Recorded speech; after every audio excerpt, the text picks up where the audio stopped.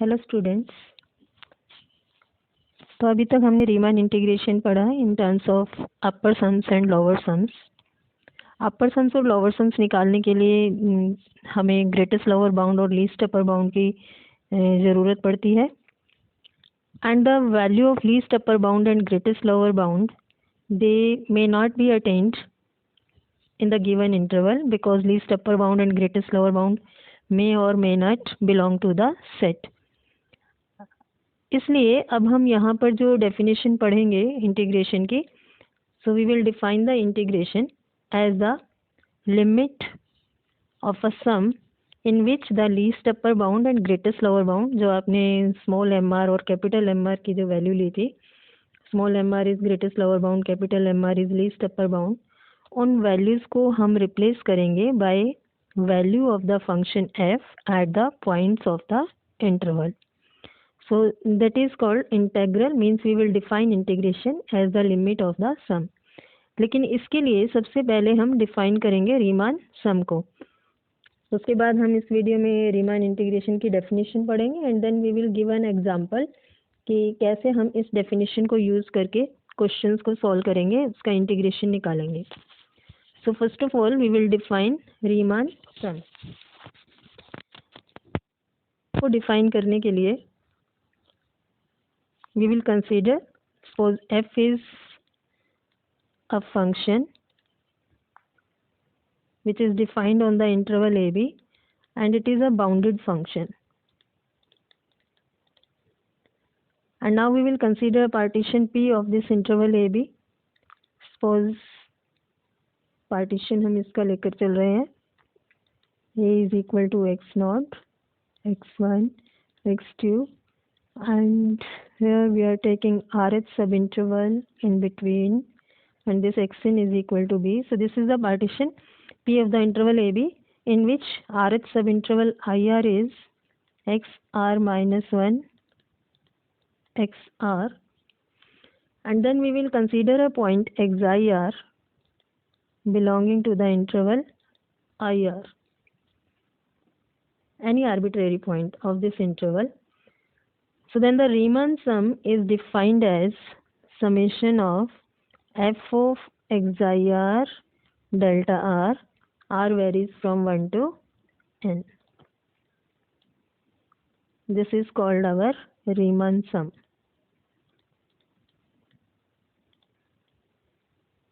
Riemann sum of the function f on the interval ab and corresponding to the partition p, and इसको हम denote करते हैं bye s of fp, means Riemann sum of the function f with respect to the partition p. अब क्योंकि एक्साइर जो आपने इसमें point लिया है ये आर्बिट्रेरी पॉइंट है, दैट मीन्स कि हम इस इंटरवल में से कोई भी पॉइंट कंसीडर कर सकते हैं, and therefore by taking the different points we can find the different Riemann sum. So in this way we can have the infinite number of Riemann sum of the function f with respect to the partition p. So this is our Riemann sum, and now by using this Riemann sum we will define integration कि when a function is said to be integrable. So we say that a function is said to be, definition of integrability पढ़ रहे हो ये कि how we define a function f is said to be integrable on ab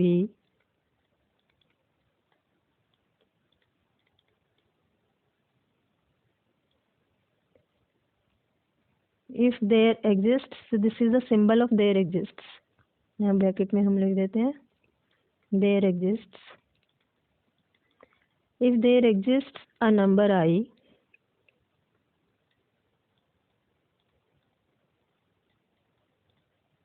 such that for each epsilon greater than 0 there exists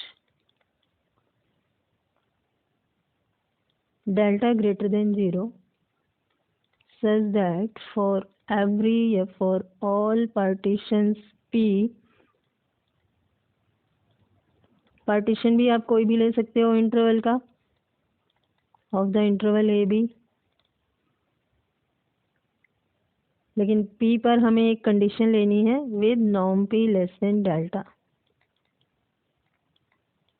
this is norm p less than delta. और XIR point हम RH subinterval में लेके चलेंगे. And for every XIR belonging to the interval XR minus 1 XR, we must have summation of f of XIR delta R minus I mod is less than epsilon. R यहाँ पर आपका है varies from 1 to n. तो function को हम integrable कब कहेंगे? If for every norm partition P with norm P less than delta and for each epsilon greater than 0 there exists positive delta such that for all points XIR belonging to this interval XR minus 1 XR we have summation of f XIR delta R minus I mod is less than epsilon. That means this Riemann sum summation f XIR delta R minus I should be less than epsilon. Riemann sum का और इस आई का जो difference है वो आपका क्या होना चाहिए? Very small. और ये आई यहाँ पर क्या है? जो नंबर हमने आई लिया था this is actually integral A to B F D X. तो मीन्स हम क्या कह रहे हैं कि ये जो समेशन है और ये जो इंटीग्रेशन है इन दोनों का डिफरेंस आपके पास क्या है? Arbitrarily small. That means they will become almost equal. या इसी डेफिनेशन को हम दूसरी तरह से लिख सकते हैं. जब आप कह रहे हो norm P less than delta then we say that this difference is less than epsilon. But if you take norm P tending to 0 means हम इसको फिर ऐसे भी कह सकते हैं that function F is integrable on the interval A B if limit of norm P tends to 0 summation of F XIR delta R. ये limit आपकी एग्जिस्ट करनी चाहिए. एंड यहाँ पर आप डेल्टा आर की वैल्यू भी कुछ भी ले सकते हैं, XIR भी कुछ भी ले सकते हैं. Means these are independent of the choice of XIR and delta R. ठीक है. This is summation F XIR delta R. Let me correct it. Right somewhat correctly. So this is XIR delta R. तो अगर आप कह रहे हो कि limit norm P tends to 0 F XIR delta R exist, तो ये जो लिमिट है हमारी और फंक्शन आपका इंटीग्रेबल है, so we can say that integral of A to B F D X this will be equal to summation of limit norm P tends to 0 summation f XIR delta R, or we can also write it as limit n tends to infinity summation f XIR delta R varies from 1 to n here also. So this is our definition of integration. कि function हमारा रीमन सम की form में हमने यहाँ पर definition दी है. और norm P अगर आपको 0 को टेंड करता है तो ऑब्वियसली ये हमने पहले भी दिखाया है कि n will tends to infinity. तो अब इसी के बेसिस पर हम एग्जांपल सॉल्व करेंगे एक. नेक्स्ट एग्जांपल इज, और ये जो दोनों डेफिनेशंस हैं हमारी, जो आपने रीमन सम की जो डेफिनेशन पढ़ी, रीमन सम की टर्म में इंटीग्रेशन की definition and the Riemann integration in terms of upper sum and lower sum, both definitions are equivalent. ये रिजल्ट भी हम प्रूव करेंगे अपने नेक्स्ट वीडियो में कि both of these two definitions are equivalent. That means we can derive the second definition, means Riemann sum वाली जो definition है वो आप first definition से निकाल सकते हो, and first definition can be derived from the second definition. So both of these definitions are equivalent. And now to solve the questions by using Riemann sum in particular, we will give here two results which are very important and which can easily derive from this theorem. So first one is, if function f is integrable on AB,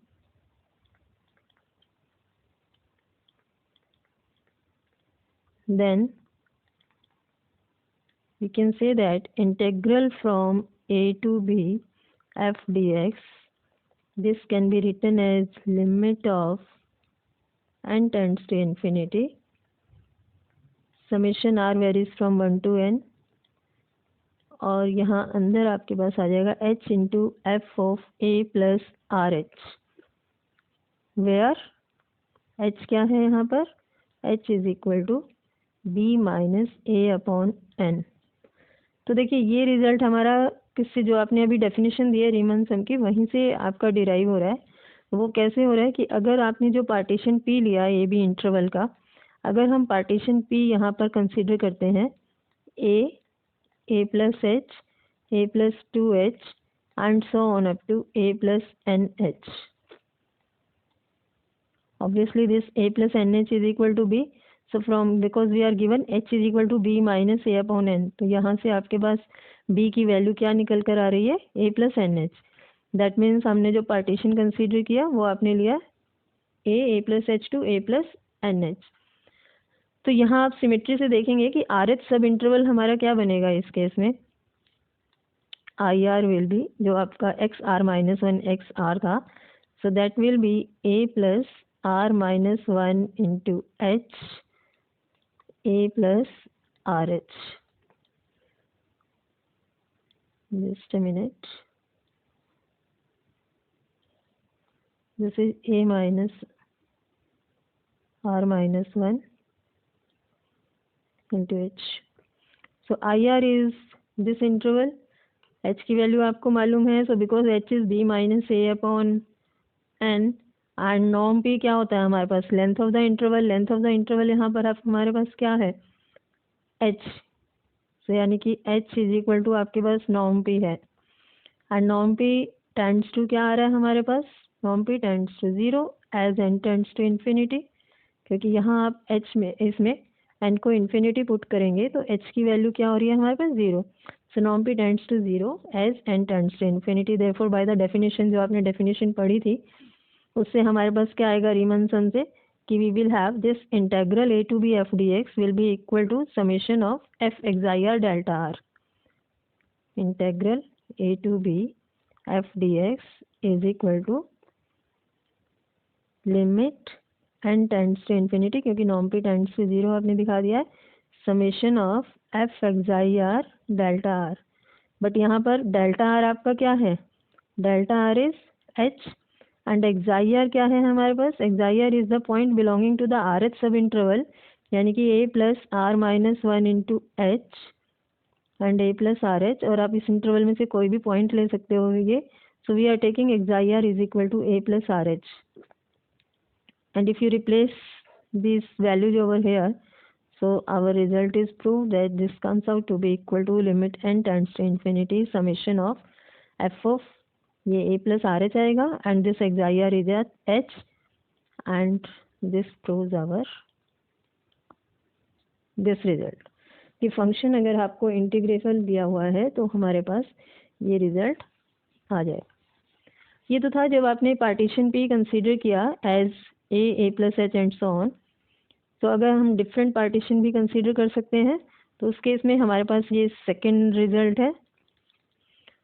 so this is that integral a to b f dx is equal to limit n tends to infinity summation r varies from 1 to n f of a h to the power r into a h to the power r minus a h to the power r minus 1, where h यहाँ पर हमारे पास है b upon a raised to the power 1 by n. So because h is equal to this, तो यहाँ से आप देख सकते हो h to the power n is equal to b upon a, means b is equal to a h to the power n. तो interval A भी था, उसका पार्टीशन हमें ऐसे लेना है such that B is equal to H to the power N. So in this case we will consider the partition P as A H square, और यहाँ बीच में आपका आर एच सब इंटरवल होगा and up to A H to the power N. तो obviously आपका जो I R है वो हो गया यहाँ से ए एच की power R minus 1 A H to the power R. So that delta r means length of the interval will be a h to the power r minus a h to the power r minus 1. And norm p हमारे पास इस case में क्या बनेगा? norm p यही है हमारे पास जो length आ रही है. norm p will tends to 0 as n tends to infinity. क्यों? ये देखिए क्या होगा ये ऐसा, क्योंकि if you take n tends to infinity then h क्या था हमारे पास? b अपॉन a की power 1/n. So this will be tends to, यहाँ n को आप इन्फिनिटी रखोगे 1/infinity हो गया 0. So b upon a to the power 0 1. That means h will tends to 1. So as h tends to 1, तो आप देखिए पार्टीशन आपका किस तरह का बन रहा है फिर. Obviously this will tends to a and this will also tends to a, this also tends to a and so on. तो इस तरह से अगर ये हर वैल्यू आपकी a को टेंड कर रही है तो इसलिए जो आपकी जो लेंथ होगी इंटरवल की that will tends to 0 and therefore this implies that norm p tends to 0. ठीक है. and so by the definition of integration in terms of the Riemann sum, we will have integral a to b f dx. This is your summation of f xi r delta r varies from 1 to n and limit norm p tends to 0 or n tends to infinity. So xi r आपका यहाँ पर क्या हो गया? xi r belongs to this interval and we take xi r is equal to a h to the power r and delta r ये हमने यहाँ पर लिखा ही है. तो ये वैल्यू आ गई limit n tends to infinity summation r varies from 1 to n f of xi r is a h to the power r into delta r is a h to the power r a h to the power r minus 1. तो इस तरह से ये हमारे पास दो तरह के results आ रहे हैं. इनमें से जो हम फर्स्ट पार्टीशंस लेते हैं जनरली, जो पीछे हमने किया पार्टीशन दिस वन, सो ये पार्टीशन हम कंसीडर करते हैं generally to evaluate exponential functions means e to the power x and trigonometrical functions and x to the power m where m is a small positive integer. तब आपको ये partition consider करना है. and to evaluate the integrals of the type x to the power m where m is a negative integer और a fraction या फिर large है आपके पास वैल्यू, तो उस केस में हम ये पार्टीशन यूज़ करेंगे तो हमें क्वेश्चन सॉल्व करना इजी रहेगा. Means if you have to evaluate integral of x to the power m, आपको ये इवेल्युएट अगर करना है सपोज करिए. सो फॉर दिस, और m यहाँ पर आपके पास है इज नेगेटिव और fraction. So then we consider this type of partition means geometrical series की फॉर्म में आपको लेके चलना है पार्टीशन उस केस में. So now we will do one example based on this. Integral sine x भी आप इवेल्युएट कर सकते हैं इसी मेथड से. साइन एक्स को हमने पीछे लास्ट वीडियो में इवेल्युएट किया था by using the upper sum and lower sum. तो अब यहाँ हम कॉस एक्स की इवेल्युएशन करते हैं by using the Riemann sum. Means by definition prove that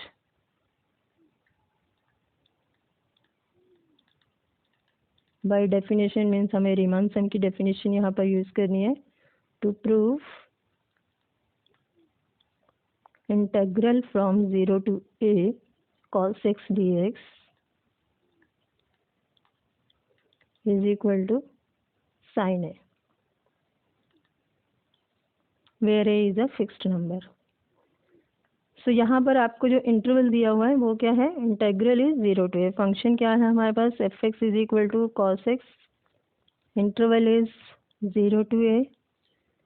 तो पार्टीशन कंसीडर करेंगे इंटरवल का. Let us consider the partition p of the interval as,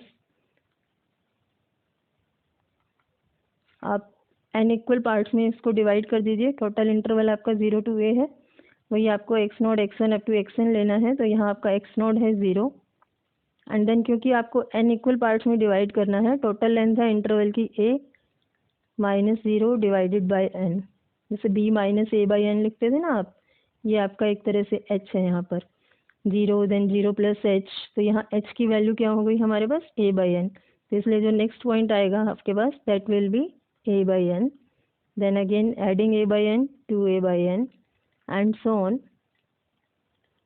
यहाँ बीच में एक पॉइंट आएगा r minus 1 a by n, r a by N and in the last n into a by n यानी कि a। So this is the partition p of the interval. तो यहाँ आपके पास जो rth सब इंटरवल है I R, वो हमारा है r minus 1 into a by N and r a by N. इसको बिलोंग करता हुआ जो पॉइंट हम एक्साई लेंगे वो हम ये ले लेते हैं, इसको बिलोंग कर रहा है, x i are is r a upon n and the length of the interval यानी कि डेल्टा आर, ऑब्वियसली आपकी h ही है यहाँ पर, delta r is equal to h is equal to a by n, right? And therefore by Riemann sum we will have integral from 0 to a cos x dx. This will be equal to limit n tends to infinity, क्योंकि norm भी आपका tends to 0 है, as n tends to infinity h 0 को tend कर रहा है हमारा, summation r varies from 1 to n f of xi r delta r। fx क्या है हमारा cos x, एक्साई आर है आपका आर ए बाई एन, तो एफ एक्साई आर क्या आ जाएगा, इसकी वैल्यू हम डाल देते हैं, summation R varies from 1 to n, F x is cos X, तो ये कॉस एक्साई आर यानी कि cos of R A upon N and multiplied by है आपका डेल्टा आर, डेल्टा आर की वैल्यू हमारे पास है ए बाई एन। अब हमें बस इसको सॉल्व करना है और इसमें आपका a बाई एन आपका समेशन से बाहर आ जाएगा क्योंकि r नहीं है उसमें, so we will have this as limit n tends to infinity a upon n summation, अंदर क्या बचा हमारे पास cos of r a by N, a by N को आप बस बाहर ले आए हैं और ये आपकी जो वैल्यू आ रही है ये आ रही है इंटेग्रल ऑफ 0 टू a cos x dx and now this is equal to summation को खोल देंगे हम, limit n tends to infinity, a by N already बाहर है, बाकी r की वैल्यू डाल दीजिए cos a by N plus cos 2a upon n and so on cos of n a upon n। अब यहाँ फिर हमें ट्रिग्नोमेट्रिकल के सीरीज के सम का फार्मूला लगाना है, वो फार्मूला हमने पीछे भी लिखा है, दैट इज इक्वल टू, यहाँ मैं एक बार फिर से यहाँ लिखती हूँ ब्रैकेट में कि sum of the cosine series अगर हम लेते हैं so that comes out to be cos of first angle plus last angle divided by 2 and next term आपकी साइन में आती है, sine n into difference of angles divided by 2 and numerator में हमारे पास होता है sine into difference of angles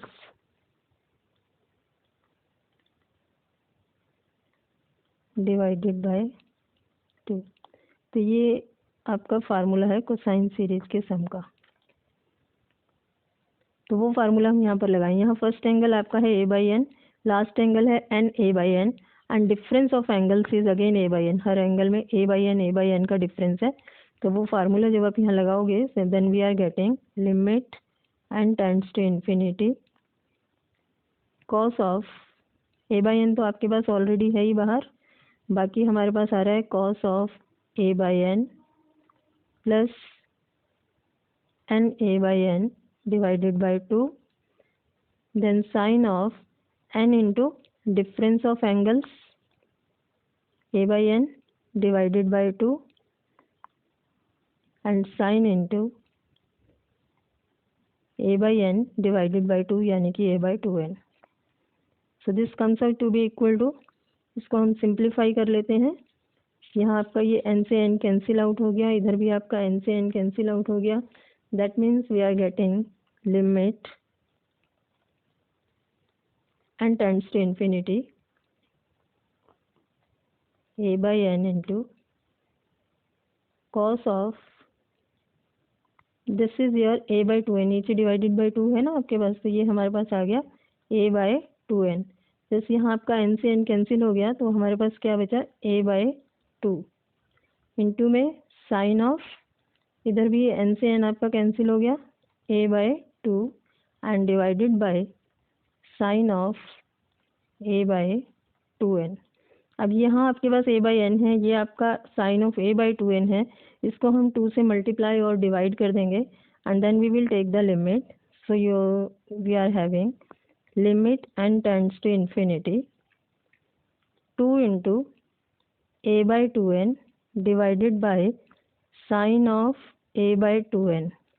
इस टर्म को हम अलग कर लें, रिमेनिंग है cos of a by 2n plus a by 2 and sine of a by 2. Now take the limit. So as n tends to infinity, a by 2n will tends to 0, and because we know that limit theta tends to 0, sin theta upon theta कहें या theta upon sin theta कहें, this is equal to 1. So therefore this limit will become equal to 1. And here also this term will tends to 0 as n tends to infinity. So we are getting, यहाँ आपका ये हो गया 2 into 1 into cos of a by 2 sin of a by 2. So we are getting this is equal to 2 into 1 into cos a by 2 sin a by 2. And that means ये formula बन गया 2 sin theta cos theta means sin 2 theta. So ये हो गया हमारे पास sin of 2 into a by 2, that means sin a. So from here we get integral 0 to a cos x dx is equal to sin a.